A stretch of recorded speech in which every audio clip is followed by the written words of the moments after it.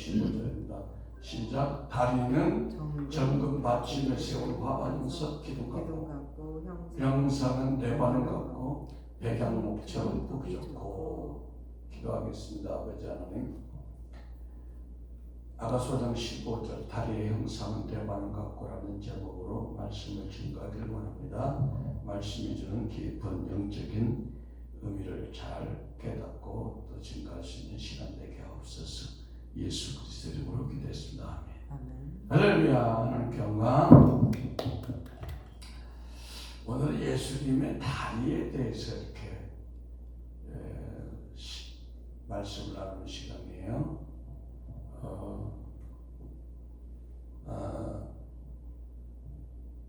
다리는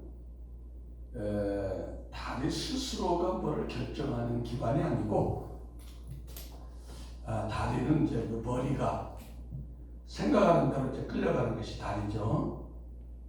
그래서 이제 예수님의 다리에 대해서 오늘 말씀하는 거예요. 술람미가 솔로몬 왕의 다리에 대해서 얘기하지만 사실은 우리 주님의 다리가 어떤가, 거기에 대해서 이렇게 나옵니다. 근데 그 말씀이 뭐냐면 다리가 스스로 움직이지 않고 머리가 생각하는 대로 가듯이 예수님은 하나님 아버지 뜻대로 순종했다는 겁니다. 이 땅에 오셔서 태어나서 돌아갈 때까지 자기 스스로 한 것이 아무것도 없다는 거예요. 예수님은 그만큼 순종의 모범을 보이신 거예요. 그래서 그 순종하는 것이 화반석, 견고한 화반석처럼 아름답다.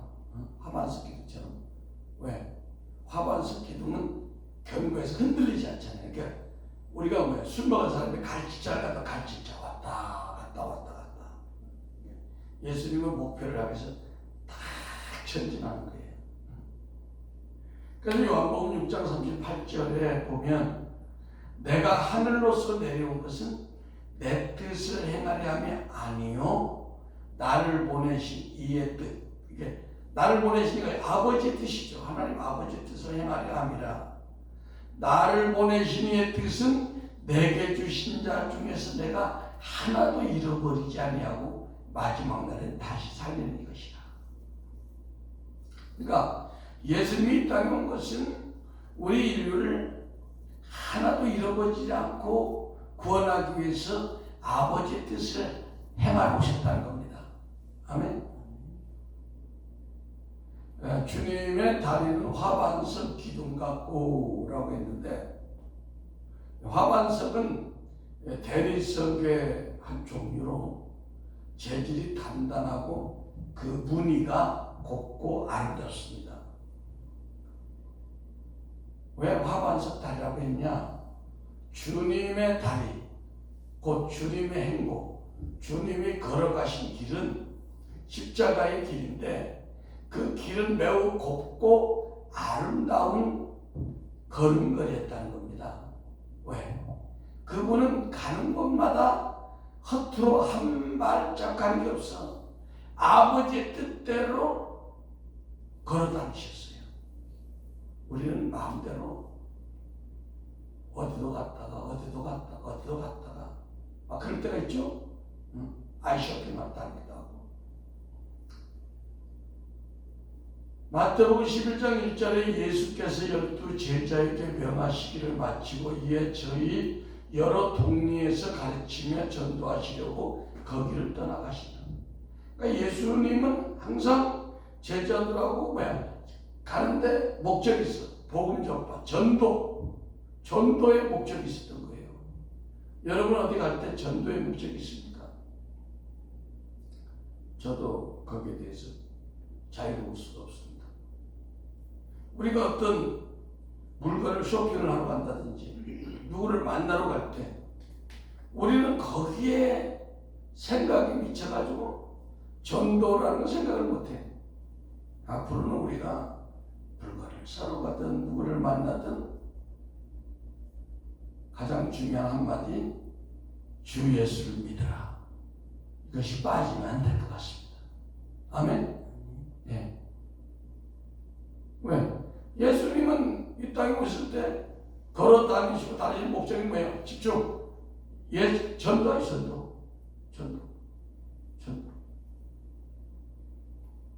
로마서 10장 15절 보내심을 받지 아니하였으면 어찌 전파하리요. 기록된 바 아름답도다 좋은 소식을 전하는 자들의 발이요. 그러니까 우리의 발은 언제 가장 주님이 아름답다고 하냐? 주님의 발이 여행 갈 때 아름답다고 하지 않고, 쇼핑 갈 때 아름답지 않고, 복음을 전하러 가는 발을 주님이 가장 아름답다고 한다. 믿습니까? 여러분의 발이 지금 예수님한테 평가받을 때 몇 점짜리가 될 것 같아요? 관악 40점 밑에가 될지 믿습니다. 분발해야 돼, 안 해야 돼? 저도 분발하고 여러분도 분발해야 될지 믿습니다.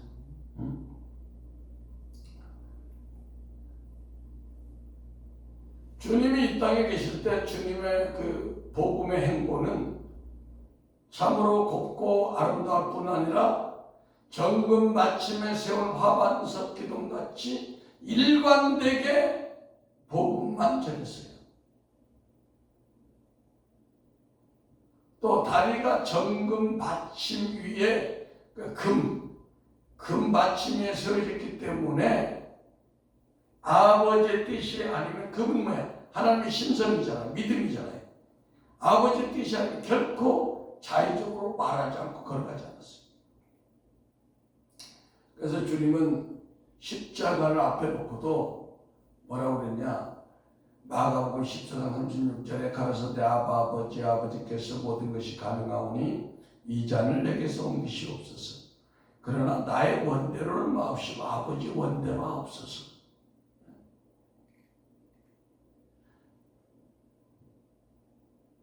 우리도 어떤 기도를 할 때 내 생각에는 A가 좋지만 하나님의 뜻이 B같이 생각이 되면 어떻게 해야 돼요?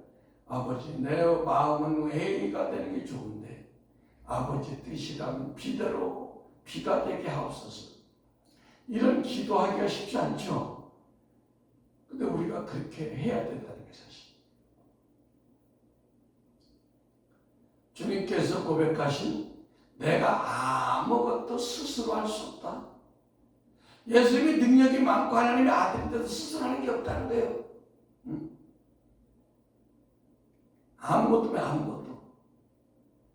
아무것도. 우리말로 일전 한 푼도 예수님 허투루 스스로 한 말이 없다 이거야.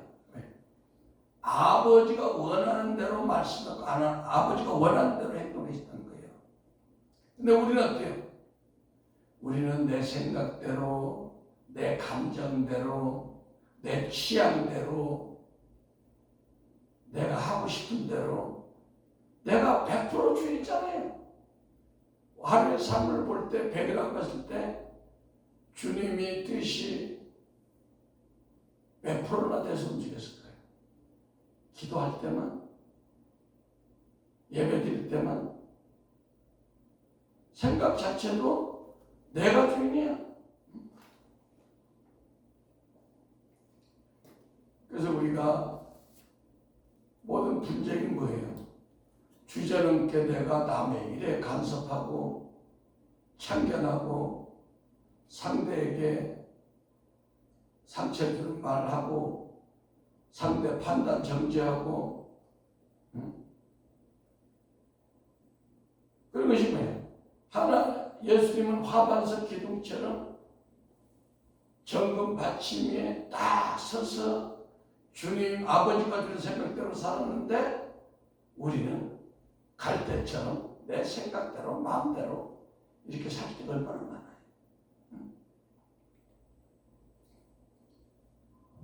근데 예수님은 요한복음 5장 19절에 그러므로 예수께서 저희에게 이르시되 내가 진실로 진실로 너희에게 이르노니 아들이 아버지 하시는 일을 보지 않고는 아무것도 스스로 할 수 없나니 아버지께서 행하신 그것을 아들도 그와 같이 행하십니다.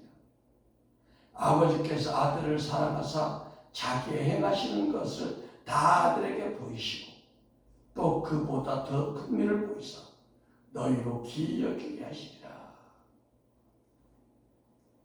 그뿐 아니라 요한복음 5장 30절에 내가 아무것도 스스로 할 수 없노라.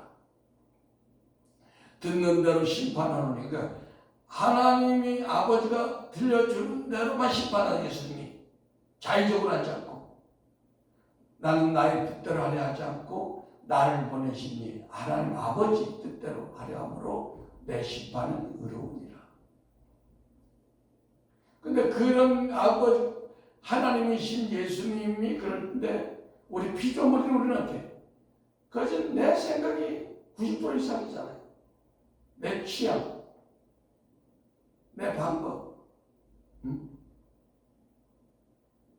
오늘 예수님의 다리를 생각하면서 많은 걸 생각해 보잖아요. 예수님이 탄생한 것도 자기 마음, 당신 마음대로 온 게 아니야.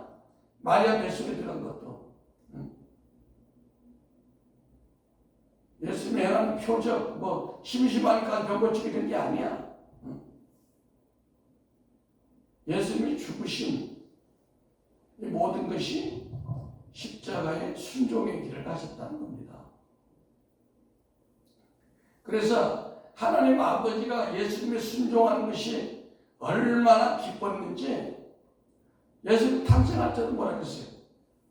하늘에는 영광, 땅에는 기뻐하심을 입은 사람들에게 뭐라고 그랬어요?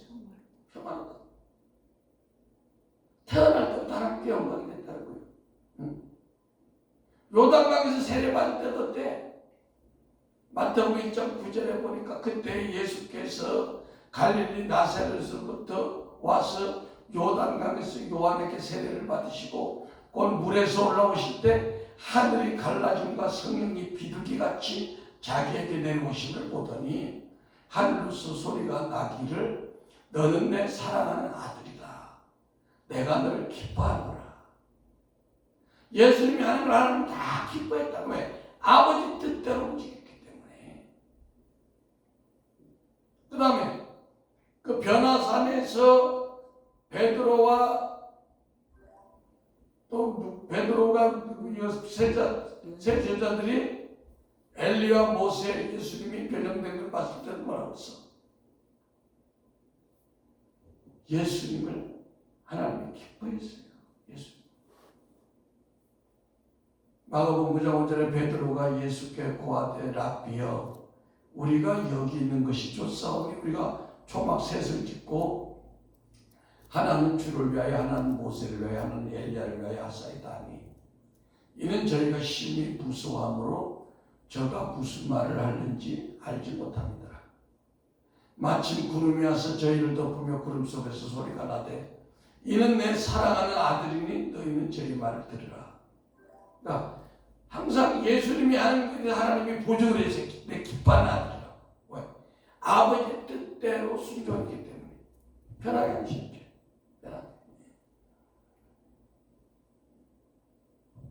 그래서 우리는 오늘부터라도 우리의 다리도 주님처럼 믿음의 다리, 예수님처럼 정금받침에서 화반석 기둥같이 오직 진리 안에서 걸어가는 다리가 되기를 소원합니다. 그리고 또 계시록 19장 16절에 보니까 예수님의 옷과 다리에 이름을 쓴 것이 있으니 만왕의 왕이요 만주의 주라. 예수님의 다리에도 만왕의 왕 만주의 주라고 써있다는 거예요. 왜? 예수님이 가는 곳에는 진리만이 진리의 그 십자가의 도로만 걸어가신 거예요. 고린도후서 13장 8절에 사도 바울이 뭐라고 그랬어요? 우리는 진리를 거스려 아무것도 할 수 없고 오직 진리를 위할 뿐이니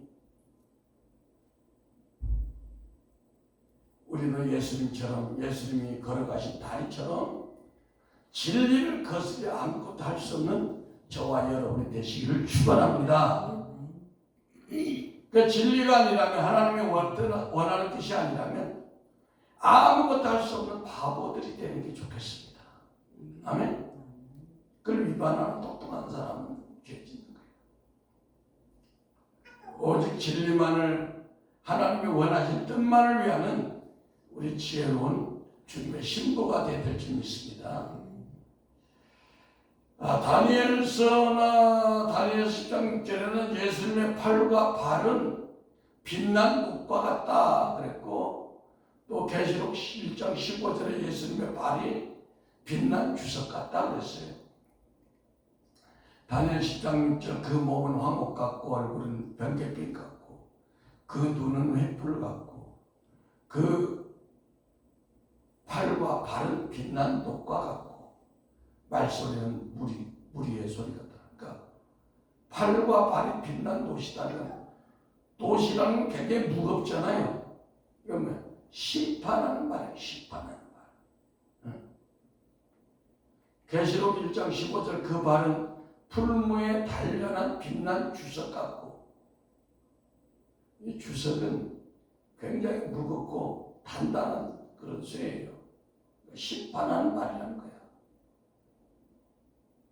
그런데 이 예수님의 발이 뭐야? 정금 받침에 딱 있다는 그 얘기는 뭐냐면, 정금은 우리가 알다시피 거룩한 신의 성품, 신의 성품의 상징으로 예수님의 육체는 똑같은 사람의 몸이지만 하나님의 신성으로 가득했다는 거예요.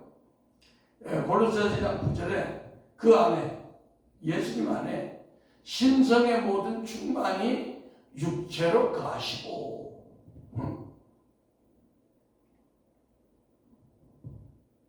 그 베드로후서 1장 4절에 베드로 사도는 우리도 주님의 신성을 닮아야 된다고 말씀했어요. 이로써 그 보배롭고, 베드로후서 1장 4절 한번 찾아보겠습니다. 같이 공부하겠습니다.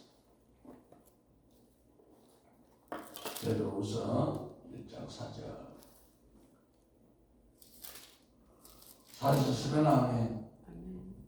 시작. 이로써 그 보배롭고 지극히 큰 약속을 우리에게 주사 이 약속으로 말미암아 너희로 정욕을 인하여 세상에서 썩어질 것을 피하여 신의 성품에 참여하는 자가 되게 하려 하시니, 이러므로 너희가 더욱 힘써 너희 믿음의 덕의 지식을, 지식의 절제를, 절제의 인내를, 인내의 경건을, 경건의 형제 우애를, 형제 우애의 사랑을 공부하라. 이게 신의 성품이라는 거예요.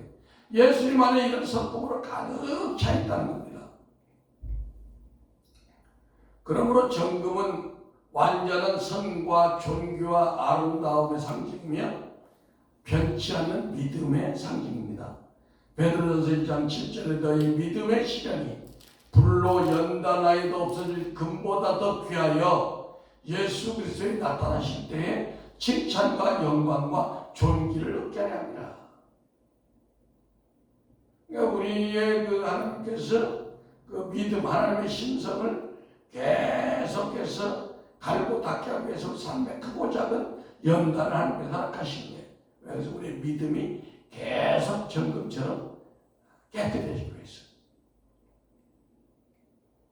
그러니까 예수님의 발이 정금 받침에 세운 화반석 기둥이라는 것은, 예수님의 발걸음은 흔들리지 않는다는 거예요. 인간들처럼 자기 마음대로.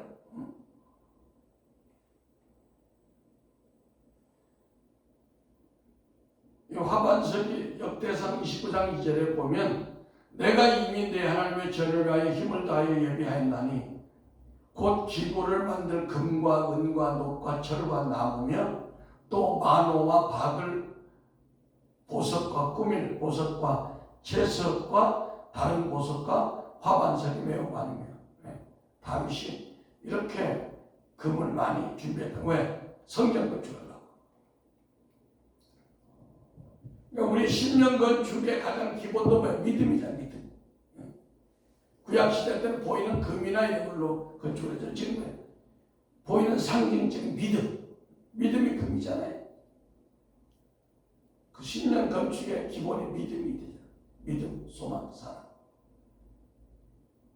예수님의 제자들이 예수님에게 자랑했던 헤롯 성전도 뭘로 꾸몄어요? 대리석으로 꾸몄어요.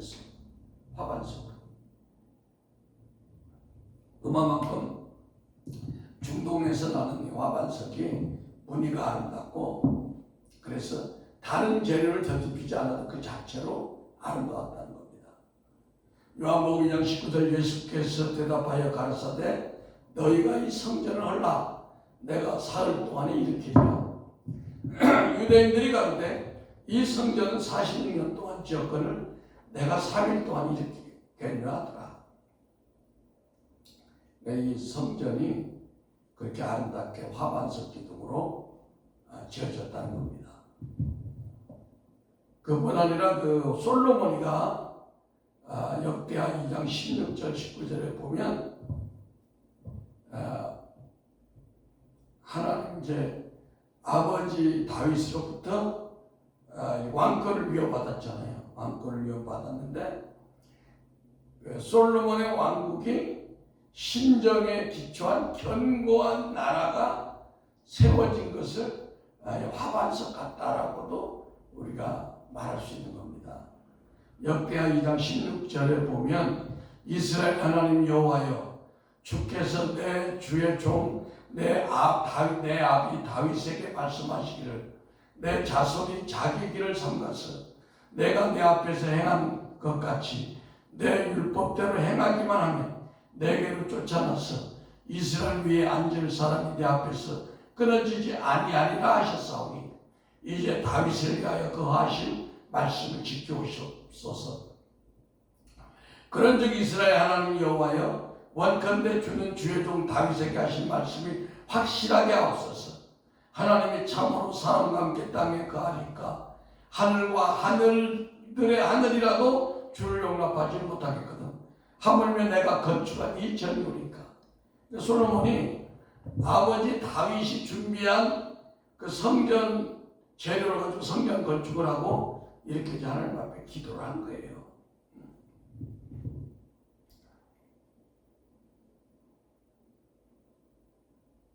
이처럼 하나님 아버지의 뜻을 온전히 행하신 예수님 때문에 우리는 이 땅에서 천국 갈 수 있는 은혜를 얻은 겁니다. 그래서 우리도 주님의 은혜를 받고 성령을 따라 행하면 율법의 요구대로 우리가 살 수 있고 또 하나님의 아들들이 될 수 있어요. 로마서 8장 14절에 무릇 하나님의 영으로 인도함을 받는 그들이고 하나님의 아들이라. 성령으로 주님의 뜻대로 사라지는 것, 이것이 가장 큰 행복이죠. 네. 성령 우리에게 주신 것은 뭐냐? 주님 뜻대로 살아야 됩니다. 순종하면서. 그래서 요한복음 8장 12절에 예수께서 또 일러 가라사대 나는 세상의 빛이니 나를 따르는 자는 어둠에 다니지 아니하고 생명의 빛을 얻으리라. 이렇게 말씀했습니다. 15절 하반절의 형상은 레바논 같고 백향목처럼 보기 좋고 그랬습니다. 형상은 NIV나 킹제임스 성경의 외모, 전체적인 모습 이걸 얘기하는데 형상이 레바논 같다는 것은 레바논은 하얀 산, 눈이 만년설이 있죠. 해발이 2000m 정도다 보니까. 그래서 영적으로 무슨 뜻이냐? 주님이 부활해서 하나님 보좌 위로 승천해가지고 그 계신 그리스도를 얘기하는 거예요. 그래서 히브리서 기자는 28장 1절에 지금 우리가 말하는 요점은 이러한 대제사장이 우리에게 있다는 것이라. 그는 하늘에서 지극히 크신 이의 보좌 우편에 앉으셨느니라. 그러니까 형상은 레바논 같고 백향목처럼 보기 좋고 그 레바논의 백향목은 키가 30m 되니까 얼마나 아름답겠습니까?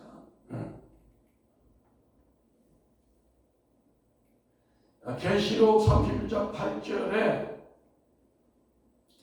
하나님의 동산의 백향목이 능히 그를 가리지 못하며 잣나무가 그 굵은 가지만 못하며 단풍나무가 그 가른 가지만 못하며 하나님의 동산의 아무 나무도 그 아름다운 모양과 같지 못하였다.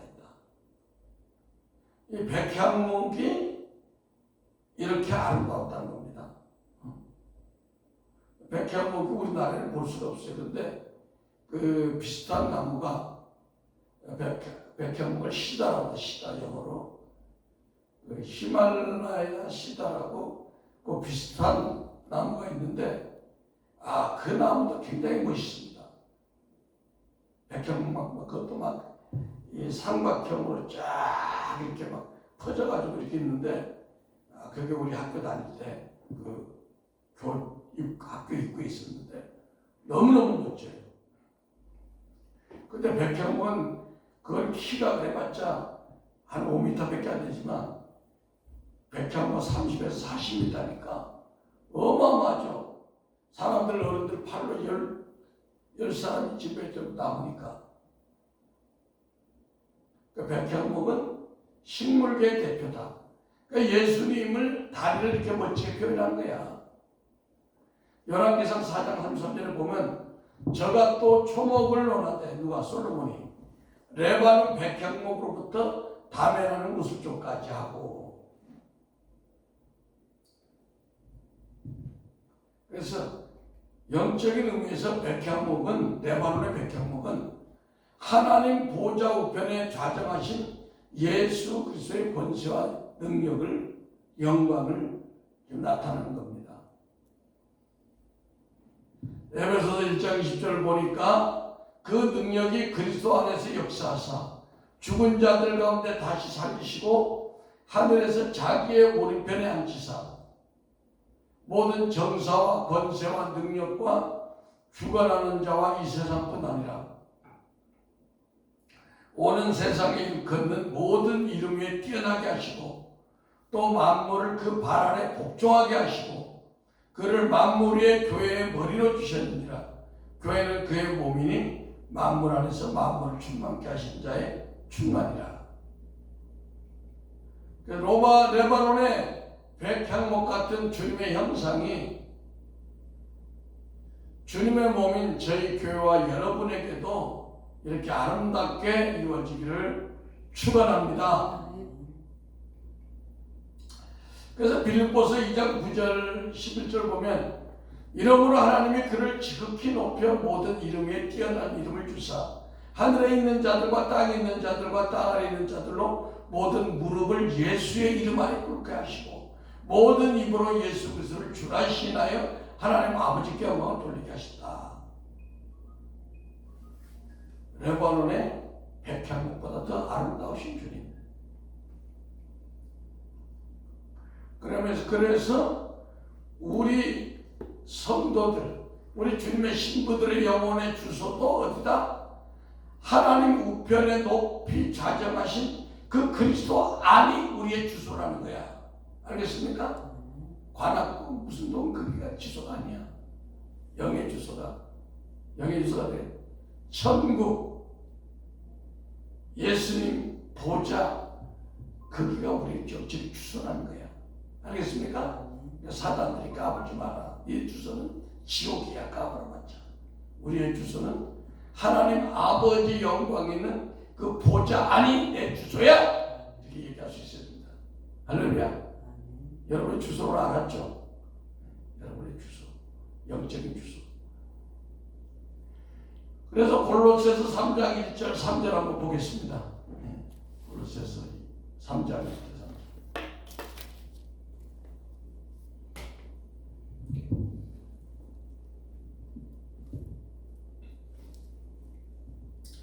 골로새서 3장 1절 시작. 그러므로 너희가 그리스도와 함께 다시 살리심을 받았으면 위의 것을 찾으라.